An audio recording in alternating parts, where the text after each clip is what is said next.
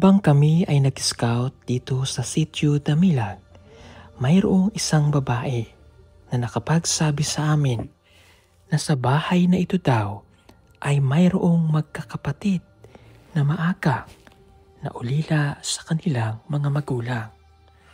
Kaya't pinuntahan din namin sila para makamusta. At pagsilip namin sa kanilang pintuan, ito ang aming nakita. Naghahanda sila ng kanilang pananghalian. Kamoting kahoy ang kanilang iluluto.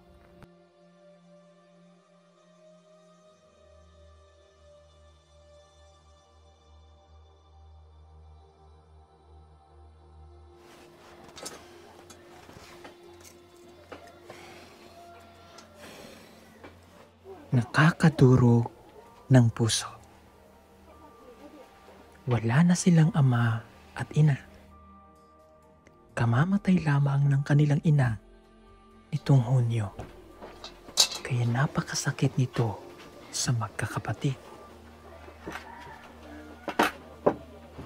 Si Rebecca ang tumatayo ngayong ina sa kanyang dalawang kapatid.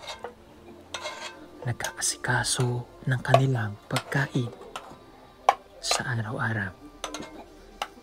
Pagkagaling sa eskwelahan, ito na ang kanyang ginagampanan.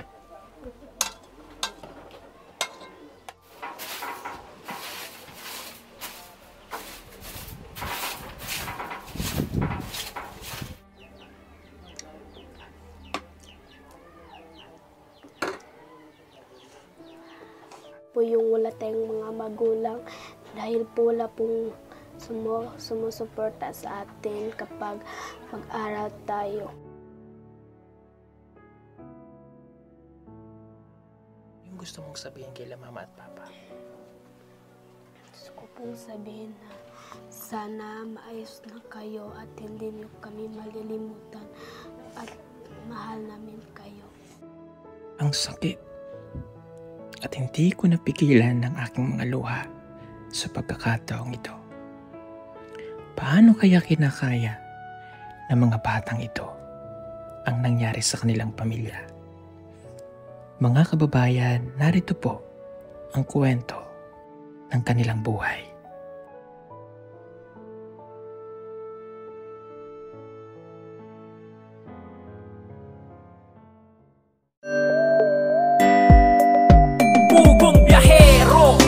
Hero ng masa, ang hero ng masang Pilipino. Handang maggala sa kabundukan para ang ating kababayan ay mapuntahan. Ang pugong biyahero, handa na tulungan malayong kababayan na nangangailangan. Hindi namimili kahit pa na sino. Pugong biyahero, hero ng masang Pilipino. Yan. Good morning mga kababayan. So nandito pa rin po kami ngayon sa Sitio Damilag at may nakapagsabi po sa amin na itong bahay na nasa sa likod natin ito po, mayroon daw po diyang magkakapatid na maagang naulila sa kanilang mga magulang. Ito po yung mga katutubo.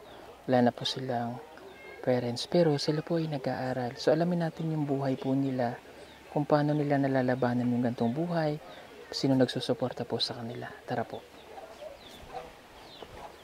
Ayo! Hello!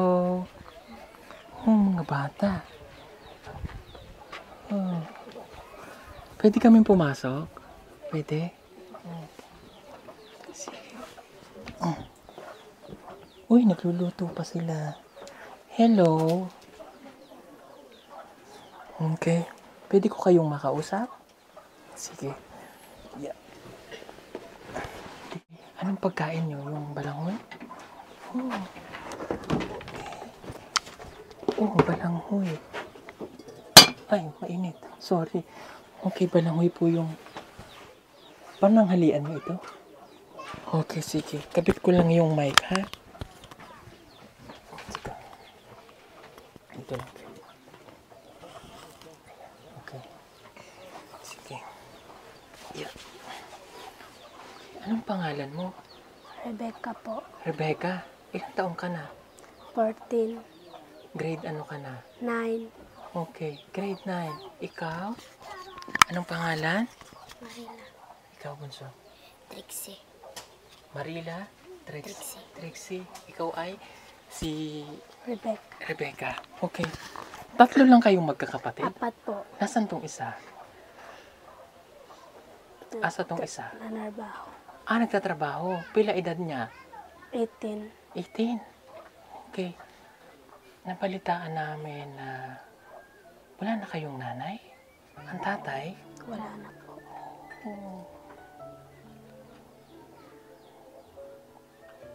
Bakit? Anong nangyari? Dahil meron pong sakit. May sakit si nanay. Kailan namatay si nanay? June. Bago lang, my God. Sino nagbabantay sa inyo? Aming tita po.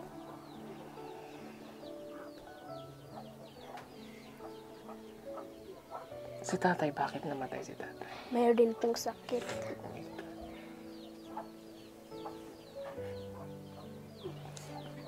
So last month lang namatay?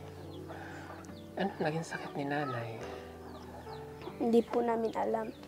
Okay. Kamusta kayo? Okay naman po. Mahirap yung walang parents. Diba? Paano yung pang-araw-araw yung pagkain? Meron naman pong magbibigay sa amin. May bibigay sa inyo? So dito kayo natutulog. So sabi nyo yung isang sorry po mga kababayan, naiyak ako kasi babata pa nila, wala na silang parents.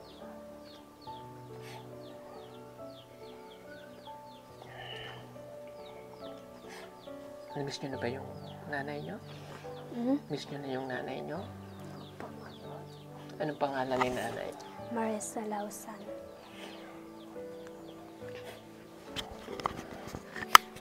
Trixie? Trixie yung name mo, ano? Siya yung pinakabunso? Opo. Okay. Nag-aaral ikaw? Anong grade ka na? Grade 4. Okay. Ikaw bunso, anong grade ka na? 7. Okay, paano kayo magkakapatid? Sinong nag-aalaga sa inyo pag May pong tita po. tita? Okay. Pero syempre, katulad nito sila lang yung nandito, kayo yung namumuhay. Paano yung tutulog kayo? Syempre, namimiss niyo yung parents niyo.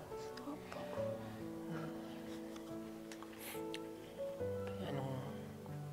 Ito yung pinakabunso nyo. Okay, miss mo na si nanay. Ikaw, miss mo na rin si nanay. Anong gusto mong sabihin si nanay? Kay nanay. Marcos. Uy.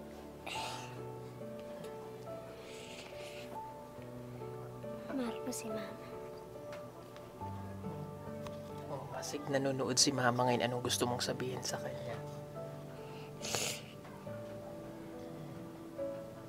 Sabihin mo mag-aaral kang mabuti.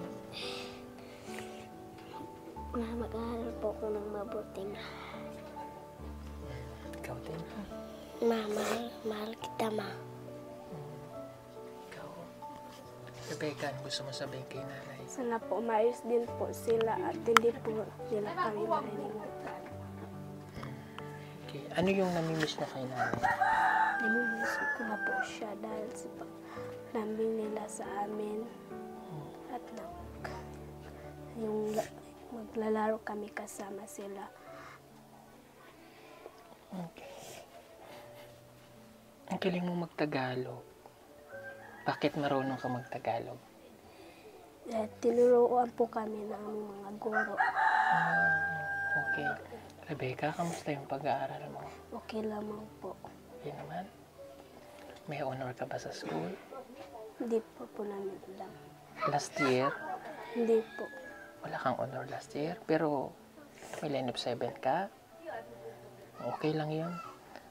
Magsikap lang, ano? Okay? Yung mga kapatid mo, sino nagbibigay ng baon? Wala kayong baon? Wala po. Paano yung ano, pag nagugutom kayo sa school? So, hindi na po kami kung wala ho kaming baon, naman po kami mag-study para, dahil wala naman po kaming baon. Mag-study muna kami para pag-quiz po ng teachers namin, marunong na po kami. Okay. So pagka kayo ay, syempre, lumalaki kayo, na wala kayong mga magulang, huwag kayong mag-aaway, ha? Tapos, kailangan mahalin nyo ang isa't isa, ha? Alam kong mahirap yung walang magulang. Lalo na, kayo ba'y puro babae? Opo. Oh. Kung mayroon kang hiling ngayon, Rebecca, ano yung hihilingin mo? Hiling ko po ay cellphone para po meron po akong magagamit sa school po. Cellphone? Okay, bakit nahihirapan ka sa mga research? Opo, dahil wala po akong cellphone. Kaya kung meron po kaming i-research, hindi na po maka-research dahil wala naman po akong cellphone. Okay. Kamusta ka, Trixie? Okay ka na? Okay. Anong ulit pangalan mo, Banso? Ayla. Grade 9 ka na, ano? 7. Grade 7 sa first year high school. Okay, ikaw naman. Kamusta ikaw? Pero natutuwa ko sa inyo, marurunong kayong magtagalog. Ibig sabihin, nakakapag-aral talaga kayo ng mabuti. No? Kahit na wala kayong mga magulang. So, ang babata nyo pa. Pila edad na matay mong mama? Yung papa ko po, 31 po siya namatay. At nanay ko naman po, 32 po. 32. Okay. Ano apelyido mo? Lausan. Lausan. Katutubo ka rin? Okay. Sige, kayo ay nagluluto ng kanilang pagkain. So, balanghoy yung panangalian ngayong tanghali. No?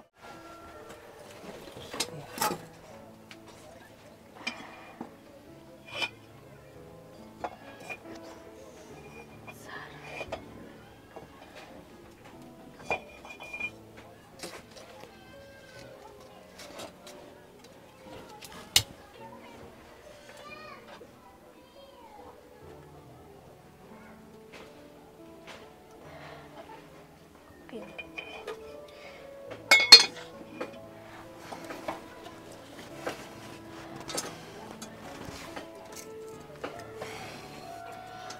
Habang sila ay nagluluto ay nagpahanap na ako kaagad ng kanilang pagkain.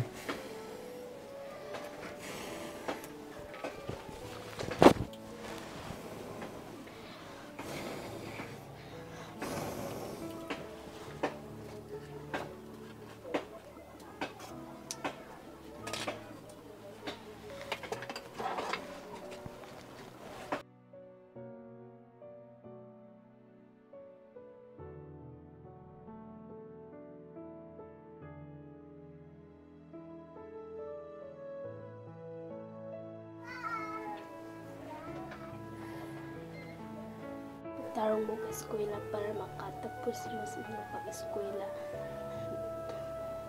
Para makuha na pa namin kung saan yung kuha. Tapos ayaw mo papadong dito sa eskwela. Pagtarong mo sa eskwela. Ano mo, hapit naman maluto ang kuhan. Balangoy. Kulat lang na kung maluto na. Kulos mama. Gimingaw na mo mama. Kung napaunta dira sa mama, wala dili yung anak, yung ato, tato, kinabuhi diri.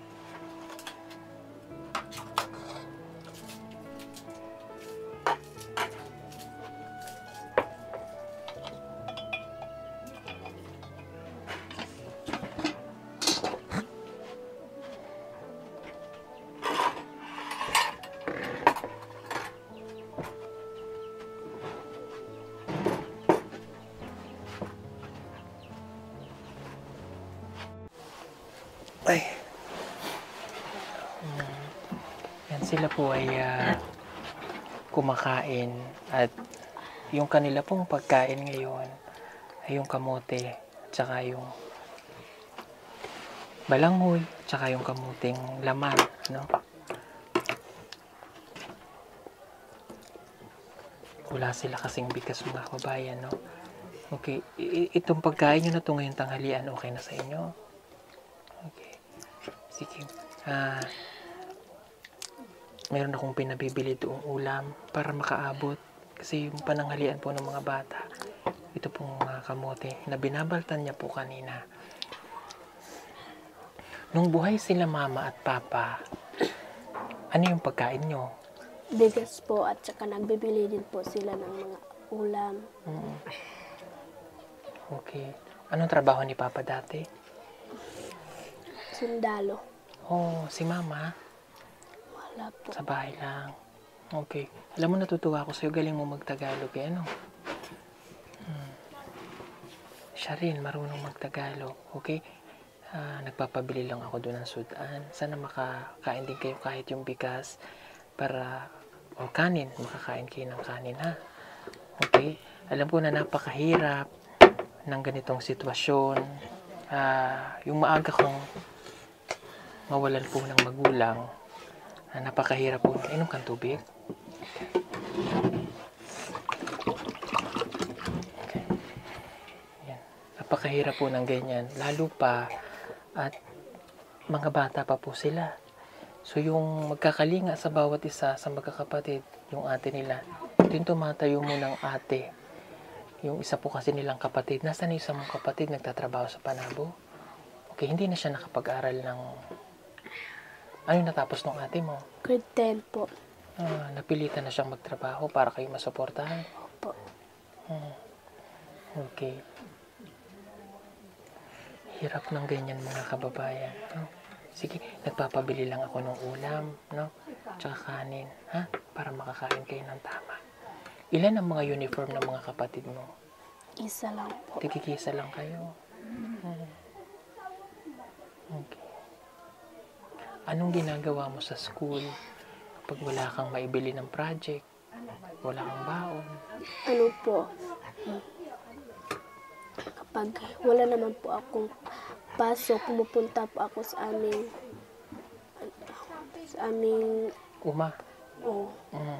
Sa bukid? para kanang mangitagkuan ibaligya para na ipang palit sa project. Ano yung kinukuha mo sa bukid? Saging po at karlang kuan. Kanang mga gulay nga na pwede makabaligya. Binebenta mo para may pambaon kayo. Okay. Kahit wala na kayong nanay at tatay, ha? Huwag niyo isipin na kayo ay nag-iisa, ha? Magtinabangay kayo, magtulungan, ha? Alam ko mahirap at wala rin kami sa sitwasyon nyo ngayon, pero ang pinaka-importante doon, nagmamahalan kayo, ha? Okay? Ano yung gusto mong sabihin sa mga kapatid mo, Rebecca? Gusto sabihin po sa kanila, gusto ko po sabihin na gusto ko makapagtapos po sila ng pag-aaral at hindi po sila mag-aaway at magsikap pong mag-aral. Gusto mong sabihin kay ate? Kasi siya yung tumatayong nanay niyo ngayon. Sana maputi ka na kung wala na si mama. Mag-aaral po ako ng mabuti. Ayan lang po. Mahal ko po sila, nanay at papa. At si ate, mag-aaral kami ng mabuti. At para makakuha kami ng anong gusto namin. Rebecca, kung nanonood ngayon yung mga magulang mo, no? Ano yung gusto mong sabihin kay mama at papa? Gusto ko pong sabihin na sana maayos na kayo at hindi niyo kami malilimutan at mahal namin kayo. Huwag niyong kakalimutan ang Diyos sa mga puso at isipan natin, ha? Kasi mahal tayo ng Diyos, no? Wala man kayong mga magulang, gawin yung inspirasyon ito para kayo ay makapagtapos, maging malakas, at mabuhay kayo ng maayos, ha? Okay? Mahalin nyo ang isa't isa. Okay. Meron akong ibibigay na konting tulong, no? At babalikan ko kayo, ha? Kasi alam kong magkit pa doon ay meron pa kayong mga kailangan, no? Katulad po ni na Rebecca, pumapasok po itong mga bata nang wala silang baon. Uuwi dito, yung kinuha niyang balanghoy ang kanyang pagkain, kanilang pagkain sa araw-araw. Paano pagdating ng gabi? Anong pagkain niyo? Balanghoy ulit. Yung mga gamit nyo sa school, kayo ba ay kompleto na ng gamit sa school? Hindi. Hindi po. Uniform lang po, pero wala po kaming mga sapatos. Dahil hindi naman po pwede kapag hindi kami mag-uniform. Kaya isang uniform po yung ginagamit namin at balik-balik na namin. Balik-balik lang. Okay. Kung hapon na, munang labhan para pagkabuntag mauga na. So, palit-palit lang. Okay. Sige. Saan ba nakakabili yung uniform mo? Saan nakakabili? Saan nakakabalik palit? Palit yung uniform ba? Dito naama dito sa dito ilalalang na dito sa dito sa Pakibato. Meron din. Yung ganitong uniform. Si Bunso, anong uniform niya? Itong green? Kasi elementary pa lang siya. Ikaw katulad din sa mga ate. Sige. Small lang yung size nyo? Small? Okay. May mga bag kayo? Meron din po, pero na po, mga luma na. Nasaan yung bag? Iniwan mo sa school? Okay. Ang mga damit nyo? Ano lang mga damit niyo, tay? Ito yung higaan ninyo. Opo. Ang hirap po ng ganito mga kababayan. Yung sila lang. Sino naglalaban ng damit? Ako po. Okay. Tapos mga ngahoy ka pa. Tutulungan po kami kapag mga hoy po. Tutulungan kayong tatlo? Okay, sige. Yun akong ibibigay na tulong para sa inyo, ha?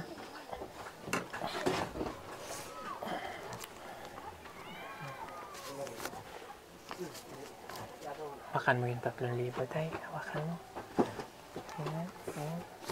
Okay. Ito yung 5,000. Salamat po. Salamat po. Okay, masaya ka ba? Mag-aral kang mabuti, ha? Itago mo yan para may pambili kayo ng bigas, ha? Ikaw yung aasahan ng dalawang mong kapatid kasi ikaw yung naririto, Rebecca, ha? Okay? Tapos again, huwag kayong susuko sa hamon ng buhay. Ha? Mahalin nyo ang isa't isa. Ha? Halika nga, ihag kita. Halika din.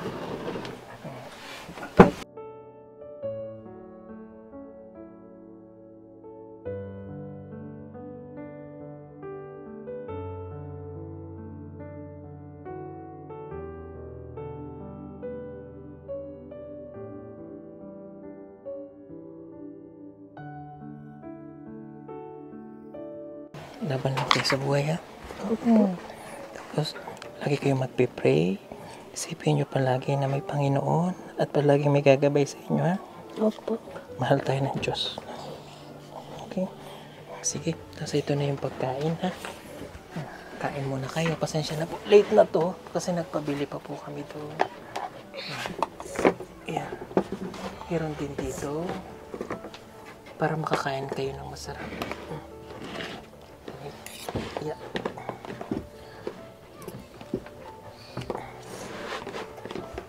Yeah. Hotdog, eh. Hotdog. Okay. Kain kayo. kayo, kain. Yan. Meron pa dito. Oh. Yan, may pansit, ha? Kung gusto nyo ng pansit, okay? Yan. Pasensya na kayo mga kabayan, nahuli na yung nagpabili pa kasi kami dun sa baba para mayroon po silang pagkain. Pagbalik po namin, bibilang ko sila ng mga kailangan po nila at yung uniform nila para mayroon na po silang sa palengke, no, mayroon yan tayo, no? Meron na daw. O kaya sa ano kaya? May sa ano, meron yun. Na Yun sa binibilhan natin. Yung mga gamit. sa school. Oo, mayroon yan doon. Sige, bibilan po natin sila. Ballpen, papel, no? Grade 7, grade 9, 9. tsaka grade 4. Para hindi ko malimutan. Wala pa. Dito sa akin. Nasa yung cellphone ko? Okay. Susulat ko lang mga kabayan para hindi ko malimutan. Kay Rebecca. Tama no? Rebecca ang iyong name.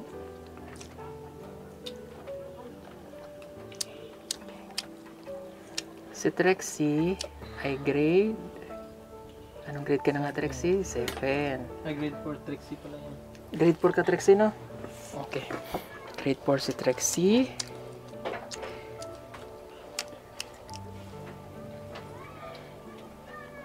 Okay. Tapos, si Rebecca ay grade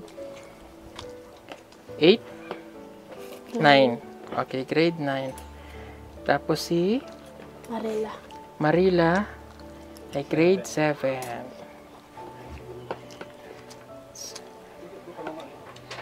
Okay. Bibilang ko kayo ng uniform. Small, blue, and white na blouse. Then Sky Bonso naman green and white na blouse. Lahat to small lang. Ayan. Para hindi ko po malimutan mga kababayan. Okay? At sila po ay babalik pa sa kanilang school. At alauna na. Ayan. Sana nabusog kayo, ha? Mag-aral mabuti. Okay? Marami pong salamat ulit sa inyong lahat mga kababayan. God bless po sa inyo. Don't forget to like and share po ng ating video. Huwag kayong mag-alala. Babalikan po natin silang magkakapatid. Salamat po.